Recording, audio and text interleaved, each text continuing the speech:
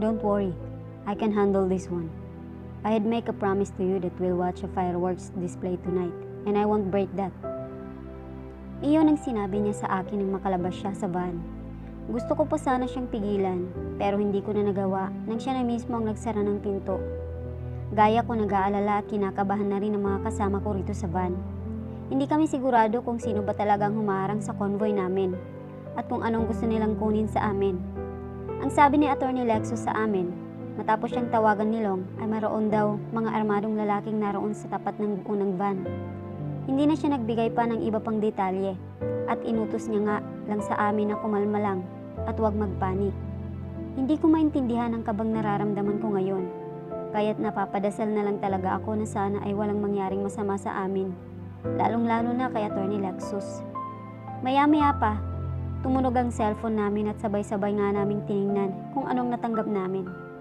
It was Long's message in our group chat na nagsasabing huwag raw kaming kumonta kahit sino o hindi kaya kumuha ng mga pictures o video sa kung ano man ang nangyayari ngayon.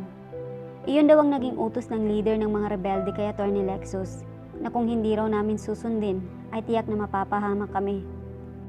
Nanginginig ako sa takot at sigurado akong hindi lang ako nag-iisa sa nararamdaman kong ito. Tahimik nga lang din ang mga kasama ko rito, pero hindi may tatangging lahat kami ay nagpipigil lang nang huwag ipalabas ang aming mga takot sa pamamagitan ng hindi pag-iingay. Isang pagputok ng baril ang gumulantang sa amin maya-maya. Naging dahilan ito para magsiiyakan na ang iba. Si Attorney Lexus. Bigla ko siyang naisip kaya agad akong bumaba ng van.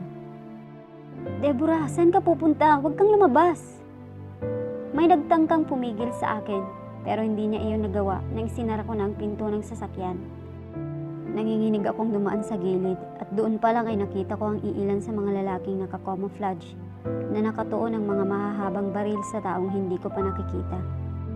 Tila nadurog ang puso ko nang makailang hakbang pa lang ay nakita ko na si Attorney Lexus pala ang tinututukan nila ng baril. Attorney Lexus!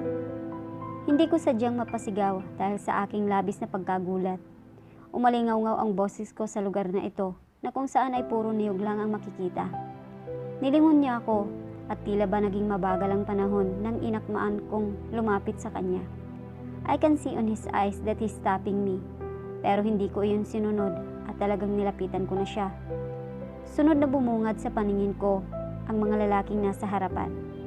7 silang lahat at bukod sa mga baril, ay madala-dala rin silang mga granada at iba't ibang mga pampasabog. Nabingi ako sa katahimikan nang dalawa na kami ni Attorney Lexus ang tinutukan nila ng mga baril. Mabilis niya rin akong hinila papunta sa gilid niya. Looks like your girlfriend. 10 million for her life.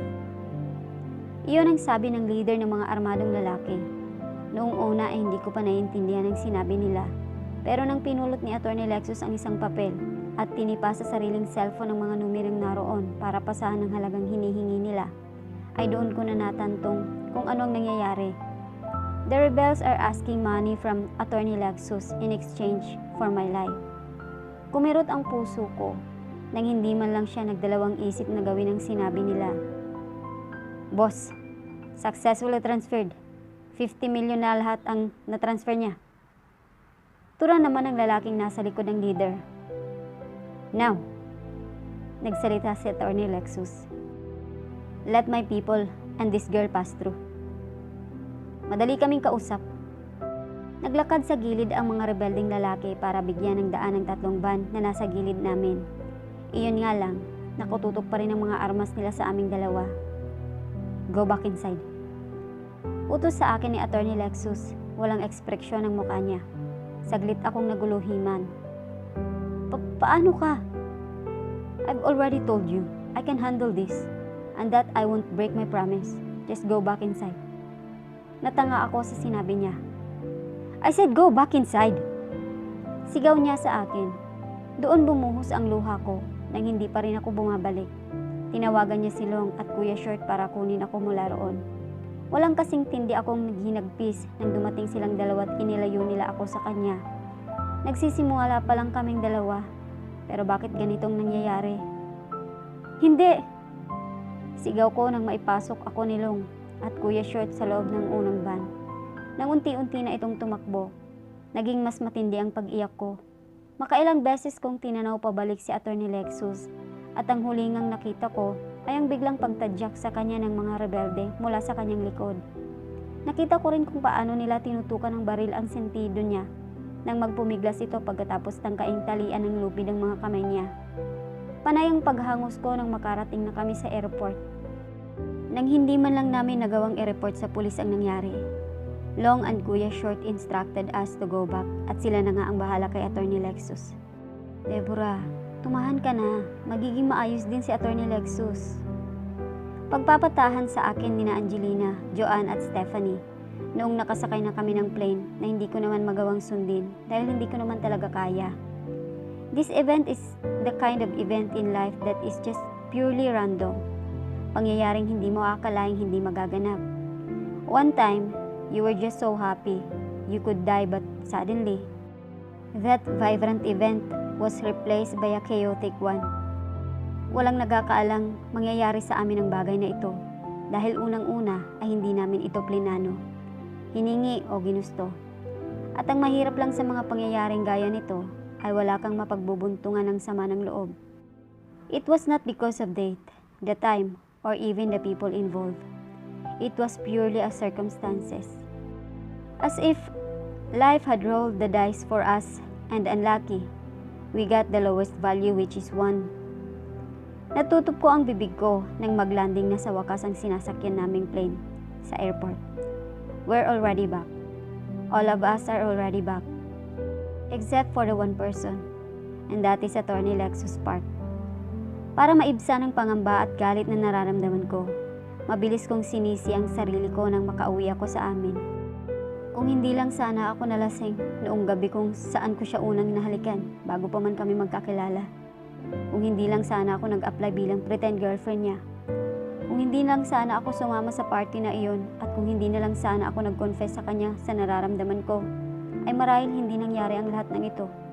It might happen with other person in replicant of me, but at least, hindi ako ang magdudulot ng kapahamakan sa kanya.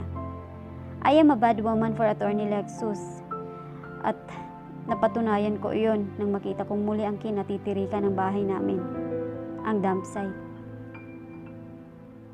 He was the happiest person when he saw all the 3 van pass through in this forest-like place.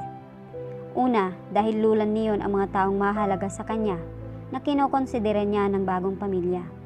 At pangalawa, along with his employees, Deborah was with them too. If he could die just like this, knowing that his people are fine, then he'll be willing to accept this death, even if it'll turn out as the most painful one. Kasalukuyang nakadapa si Attorney Lexus sa lupa habang tinatalian ang kamay niya sa likod.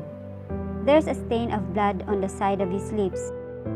At maya-maya pa nga ay napaubo na naman siya ng dugo nang muli siyang tadyakan.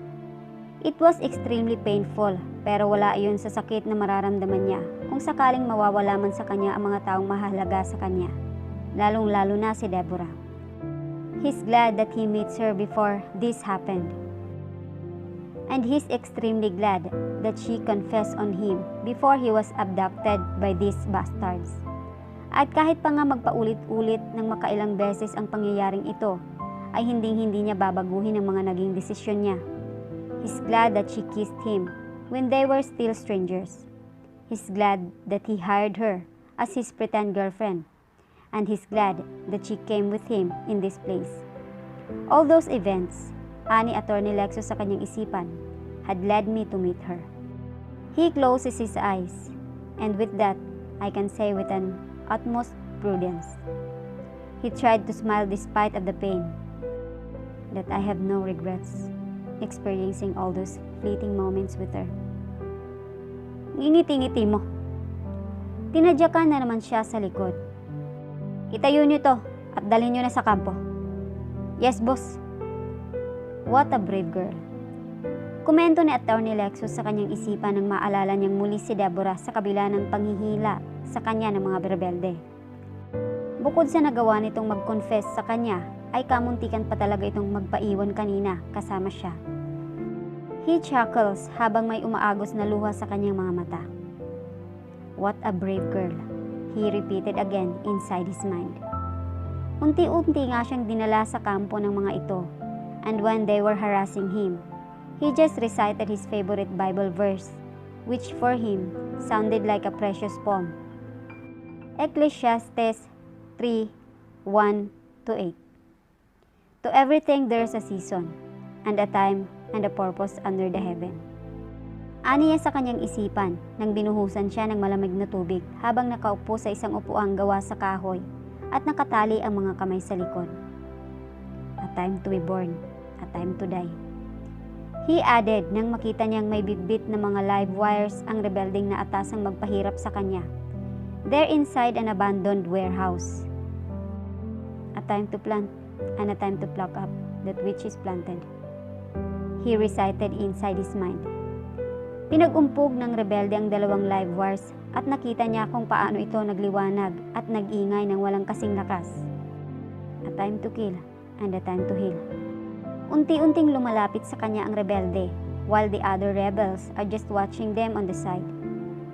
A time to weep and a time to laugh. 7 steps, 6 steps, 5 steps. Naalala niya ang mga pagkakataong nagtawanan at nagtatampuhan silang dalawa na Deborah. A time to mourn and a time to dance. 4 steps, 3 steps, and then the rebel was just a step away from him.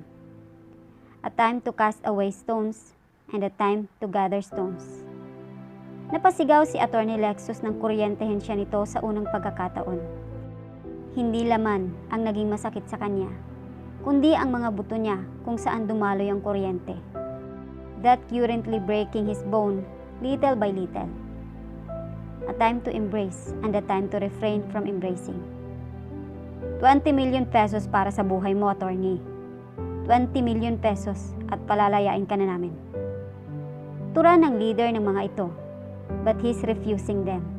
Maiintindihan niya pa kung pagbabayarin siya ng mga buhay ng staff niya at pati na kay Deborah. Pero ang pagbayarin siya para sa sarili niyang hininga ay hindi maarok sa kanyang isipan. Why bother paying them much that when even him could not see the worth of his life?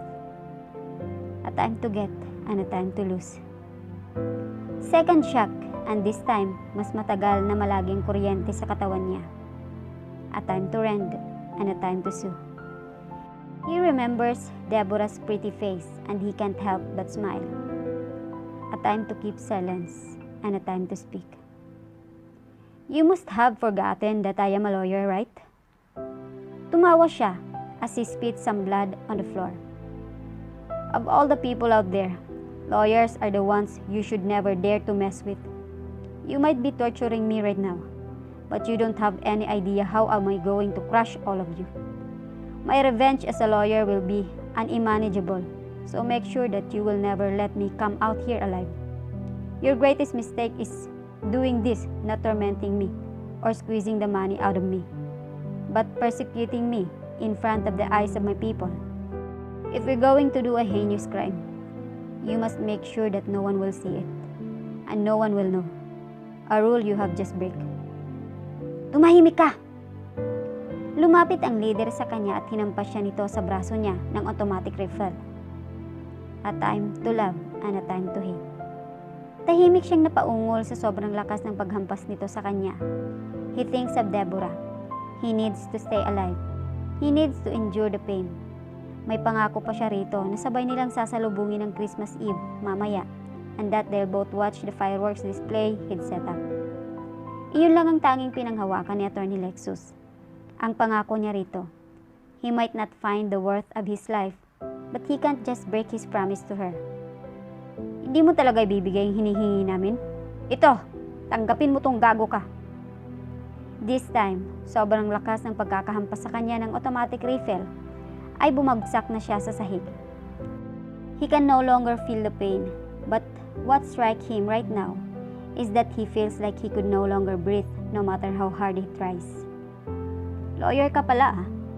Eh di gago ka, wala akong pakialam. Nagtangis bigla ang mga ngipin niya nang maramdaman niya ang bibig ng baril nito sa sentido niya. Attorney Lexus suddenly wonders if this kind of event is purely random. Or is it that he is really destined to experience this kapalit ng mga maliligayang sandaling nakasama niya si Deborah? Because if he's destined to suffer this one in exchange of those fleeting moments with her, then he'll gladly accept it. But if this is just purely random, he states inside his mind habang mas dumidiin ang bibig ng automatic rifle sa sentido niya, then I'm begging life to roll one more dice for me. Dagdag niya at napapikit na lang ang mga mata niya nang marinig ang pagkalabit ng gitilyo. I just can't break my promise to her. I still need to celebrate Christmas Eve with her. We still need to watch the fireworks display together. 8 p.m. Nakahiga lang ako sa banig ko at hindi ko alam ang gagawin. I'm still crying at hindi ko rin magawang kumain ng kahit ano. Paulit-ulit na binabagabag ang puso ko, kakaisip ko kung anong nangyayari na sa kanya. Ayos lang ba siya? Pinalaya na ba siya? Nakauwi na ba siya? Kanina ko pa rin siya tinatawagan pero hindi na nagre-ring ang phone niya. Kahit si Long at Kuya Short ay hindi rin nag-a-update sa akin ng kung ano ang nangyayari sa kanya. Pero sino naman ako para maging sobrang concerned sa kanya? I'm not even his girlfriend. Kaya wala talaga akong karapatang mangialam sa kanya. Pero bakit ganito? Bakit kahit anong pagmamakaawa ko sa puso ko, hindi ko pa rin ito mapigilan? Huwag nang mag-aalala sa kanya. 9 p.m. Mas naging matindi ang pag-iyak ko nang wala pa rin akong matanggap na kahit anong balita sa kanya. Kahit ang mga empleyado niya sa group chat namin ay wala pa rin kamuwang-muwang sa kung ano ang status niya ngayon. Hindi ko na rin talaga matiis ang sarili kong hindi magsumbong sa mga pulis. Pero sa huli ay pinigilan ko rin naman. Dahil iyon ang utos ni Long sa amin. At natatakot din ako, baka mas mapalala ko pa ang kalagayan niya sa gagawin ko. Kaya huli, pag-iyak na lang talagang nagawa ko.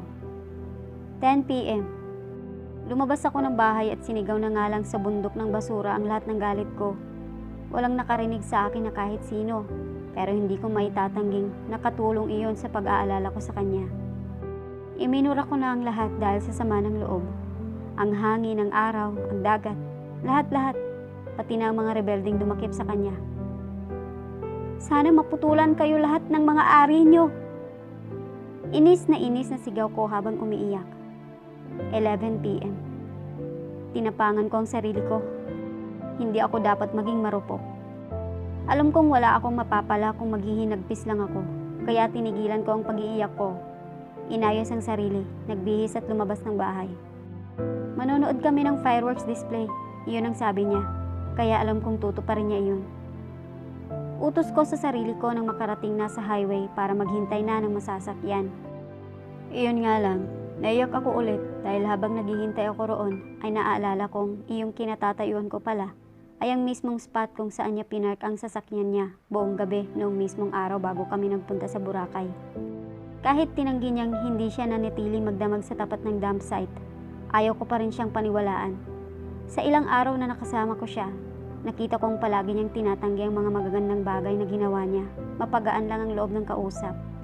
Kaya kailangan niya pa talagang bumalik para ipaalam niya sa akin kung bakit nag-overnight camping siya sa spot na ito sa gabing iyon. Attorney Lexus Park, ang bobo mo talaga! Sigaw ko sa ere nang maalala ko ang bagay na iyon. Iyon din pala ang mismong gabi kung saan nag-confess ako sa kanya through text. May dumating na jeep. Sumakay ako roon at hindi nga naglaon ay napahinto ako sa tapat ng law firm niya. Wala nang katao-tao roon kaya nagawa kong umiyak na lang ng pagkalakas-lakas. Paano na lang tong law firm mo? Ang tanga-tanga mo talaga. Ang tanga-tanga mo. Sigaw ko habang sinisipa-sipa ang glass wall ng law firm niya. Pagkaalis ko roon ay nahinto na naman akong muli sa gitna ng fencing kung saan ko siya unang nakatagpo. Yung mismong gabi na nalasing ako. Hindi pa kami magkakilala. Pula ang traffic light at hinalikan ko siya sa labi niya. Nang makarating ako sa Marcelo Green, iyong mismong subdivision kung saan naroon ang bahay niya, ay umiiyak pa rin ako. Pero wala na halos lumalabas na luha sa mga mata ko.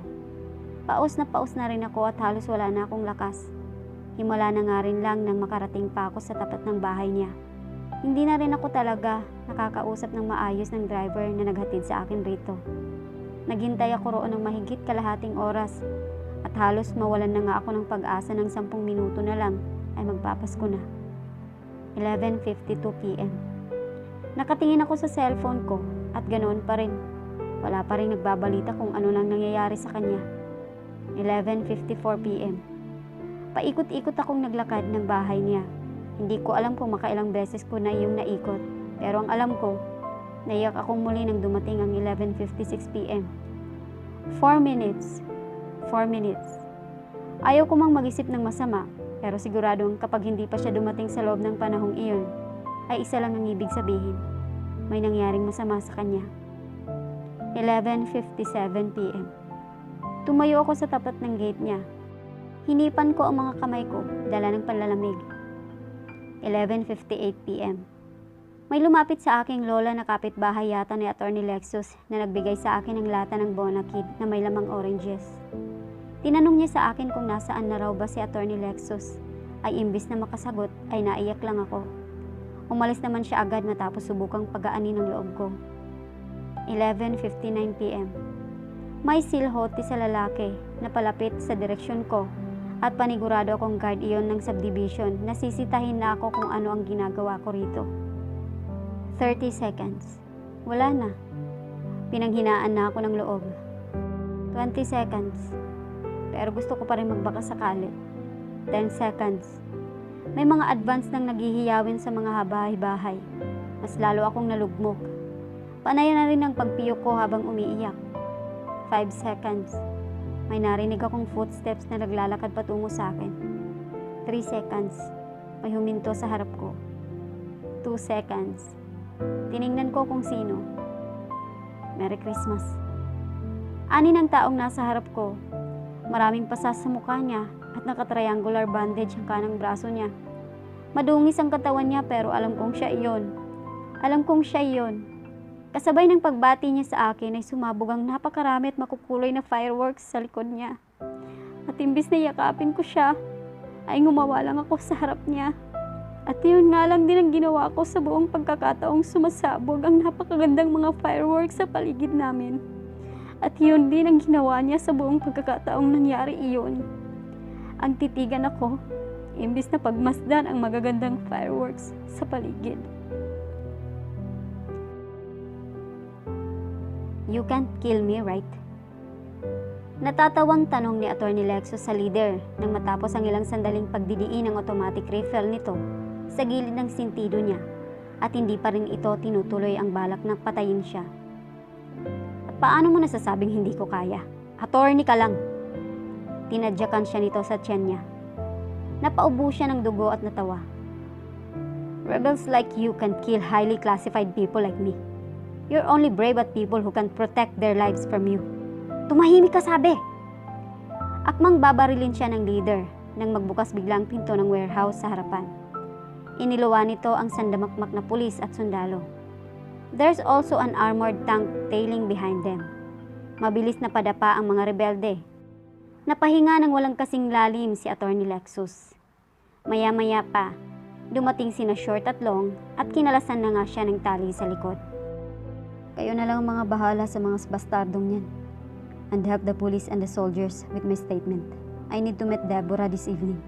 I made a promise to her that we'll be celebrating a Christmas Eve together. Esplika niya. Tinanguan siya ng dalawa.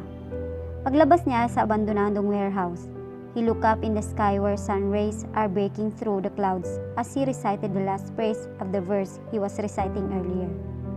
A time of war and a time of peace.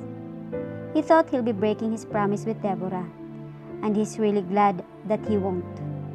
It was already 9 p.m. na makarating si Atty. Lexus sa Panay Airport. Kamuntikan pa siyang hindi pa sakayin ng eroplano dahil ang dungis-dungis niya. But gladly, pinayagan naman siyang makapasok after he went to the bathroom to fix himself.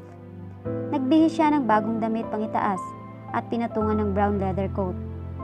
Naghilamos din siya ng muka nang sa gayon ay mawala ang mga bloodstains na naroon. Hindi niya halos maibuka ang kanyang kanang mata habang bugbog ang gilid ng kanyang labi. Luckily, there was a doctor in the plane who recognized him at nagawa siya nitong gamutin. Please, Doc, can you just use this triangular bandage for me? Aniya sa doktor ng shoulder sling sana ang ibibigay nito sa kanya. It was the same triangular bandage na pinasuot sa kanya ni Deborah noong nagkaroon siya ng cramp. I can see that you have some muscle tears, pero hindi pa ako sigurado kung mayroon kang fractures. Mas maganda kung makapunta ka ng ospital para maagapan kung ano man ang nangyari sa balikat mo. Anito. Thank you, Doc.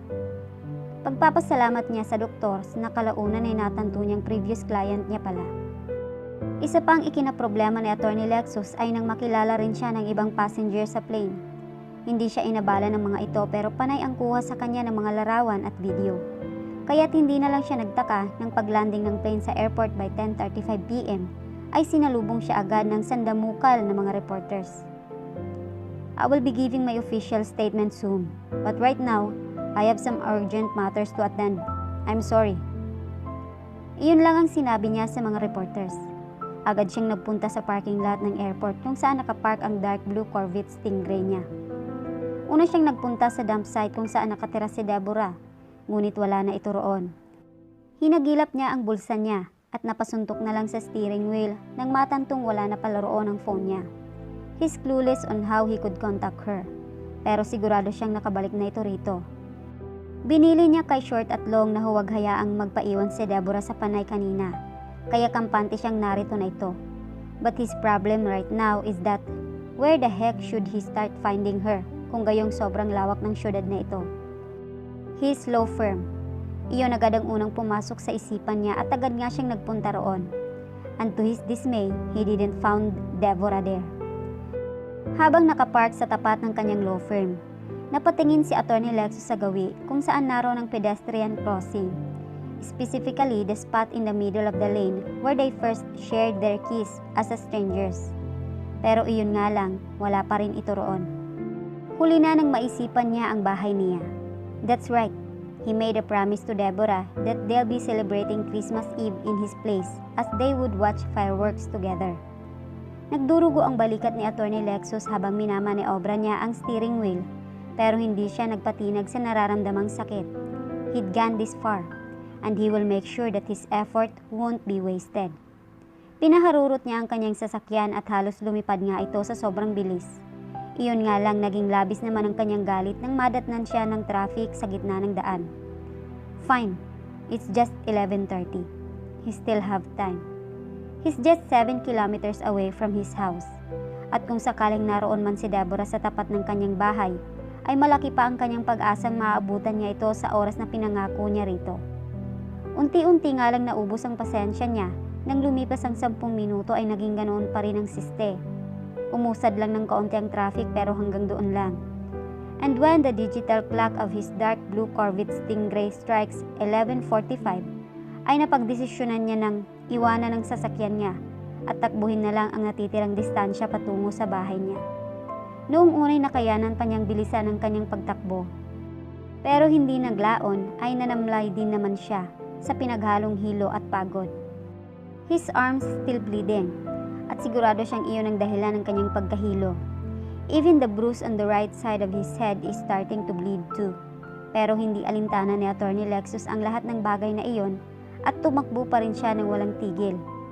11:58 naman nang makarating siya sa tapat ng subdivision kung saan naroon ang bahay niya.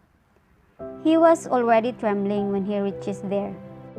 Paano ba naman kasi, ang dapat sana'y mahigit 20 minutong pagtakbo ay ginawa niya lang 10, not to add the fact that he's bleeding badly and that his vision is already swirling.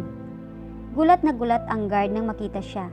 Sinubukan siya nitong kausapin pero nilagpasan niya lang ito. Ilang hakbang na lang talaga at mararating niya na ang bahay niya. Pero tila hindi niya na talaga kaya. Wala na siyang halos lakas makita ang kinakapos na naman siya ng hininga. Yet when he saw a figure of a girl standing in front of his house, mabilis na bumalik ang kanyang pag-asa. He focused his eyesight on the figure at nang matantong si Deborah nga ito, ay inayos niya ang kanyang sarili. Tinuwid niya ang hindi niya na maintindihang paglalakad, pati na rin ang kanyang tindig. Nang makita niyang nakaayuko lang ito at umiiyak lang sa mga sariling mga palad, ay nagawa niya pang mag-ayos ng kaunti. His hair, his face, his clothes. He should not worry her. He should not. Tumigil siya sa harap nito. He pressed his lips into a thin line na makitang nasa maayos itong kalagayan. Thanks God, she's safe. Aniya. Deborah kept crying kahit na nasa tapat na siya nito. Sakto namang tinaas nito ang tingin sa kanya nang sumapit na ang alas 12. At dahil doon ay agad niya itong binati. Merry Christmas. There are more he can say. Alam iyon ni Attorney Lexus. Pero sa oras na ito ay iyon lang talagang nakayanan niya. More words and for sure he'll faint. Ngumawa lang si Deborah nang makita siya. Nagsiputukan nang walang kasing lakas ang mga fireworks sa paligid. At habang nangyayari nga iyon, ay pinilit niyang tumitig lang kay Deborah the whole time. This is what he promised to her, and is very glad that he did not break it. Mahigit 10 minuto pa ang itinagal ng fireworks display, pero iilang minuto lang ang nakayanan niya. Because after 5 minutes of gazing at her, ay umikot na ang kanyang paningin at dahan-dahan na siyang nawala ng malay tao. But again, I'm glad. Aniya sa kanyang isipan sa mga huling sandaling nakakapag-isip pa siya ng malinaw. Because this time, I'm going to fall on her shoulder. Dagdag niya at marahan na nga siyang natumba rito. Deborah wailed so hard like a pig that Attorney Lexus can't help but smile when she catches him. He's finally home.